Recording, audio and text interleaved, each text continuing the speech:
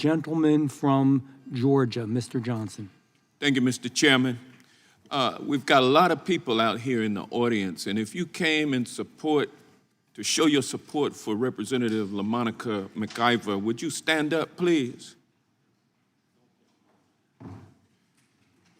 Okay, that looks like around 60 folks.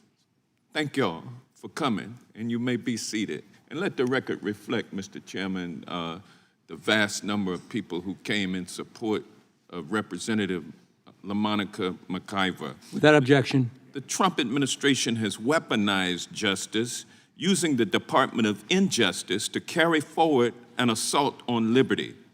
Trump has threatened and intimidated a number of lawyers and powerful law firms into submission. He has put powerful institutions of higher learning under his thumb, and he has forced powerful media companies to bow down and kiss his ring. Now he's threatening and trying to intimidate his adversaries in elective office. Last month, Trump's Department of Injustice arrested a female judge doing her job at the courthouse in Milwaukee. They then arrested the mayor of Newark, in the same city that he leads. And now, yesterday, they have filed charges against a member of the House of Representatives.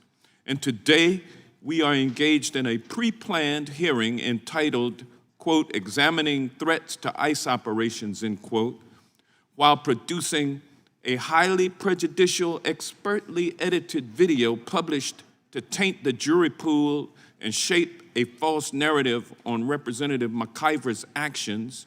MAGA Republicans are using this hearing to justify the charges against her.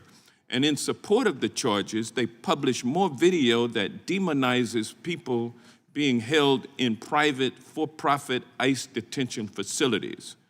What is really happening is that Trump and his MAGA enablers are misusing their positions of power to prosecute people who refuse to lay down and get run over as they assault our liberties. And they are trying to intimidate members of Congress from performing our duties. That's why we are really here today. Last night, Trump's personal attorney, who he appointed to be interim United States Attorney for New Jersey, blatantly abused her authority to target a sitting Congresswoman who had been roughed up by armed, mask-wearing ICE agents, males. This interim U.S. attorney targeted my colleague, but just because Representative McIver had the audacity to do her job rather than taking the Trump administration's word that everything was fine. Members of Congress have the legal authority to visit ICE facilities so that we can perform oversight. It's one of the things we are elected to do. But this administration has become increasingly authoritarian and will not tolerate anyone asking questions. That's why Trump and my Republican colleagues call for the impeachment of any judge who rules against this administration. It is why the Trump administration targets students who expressed dissent. And it's why Trump muzzled the big law firms that previously stood up for civil liberties and have now agreed to stay quiet and do his bidding.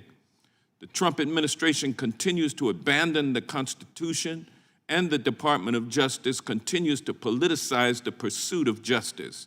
They've come after judges, mayors, members of Congress, and our neighbors and our communities. Who's next? Is it you? Representative McIver has her legal rights. They threaten her, and in threatening her, they threaten us. No one is safe once you can be targeted just for asking questions and trying to ensure that the government is following the law. Now, Mr. Hauser, right now our MAGA Republicans are trying to pass a massive spending bill that would increase the national debt by $3.3 trillion and give ICE a staggering $73 billion to build more private, for-profit detention facilities. Can you please explain how this massive cash infusion, and especially the $45 billion expansion of immigration detention, is neither wise, strategic, or safe? Sir, it clearly shows the need for oversight as they expand detention. You're going to outsize the need of what ICE actually needs operationally. Additionally, it will take deportation officers off the streets and now will be in these facilities, so actually making us less safe. Additionally, the idea that you're going to detain 100 to 150,000 people and spend $45 billion or $70 billion to do it, if you took that same money and just put it to fix the broken immigration system now, you could hire thousands of individuals that could be adjudicating cases, immigration judges, resettlement services. Sir, quite frankly, you could give a couple $2 billion to a country to take some of the migrants back themselves and they would go. The idea that you're going to put this into detention and that will fix the system is a bit absurd. Well, they want the billions. Gentleman's time has their expired. Political supporters' pocketbooks. The gentleman's time has expired.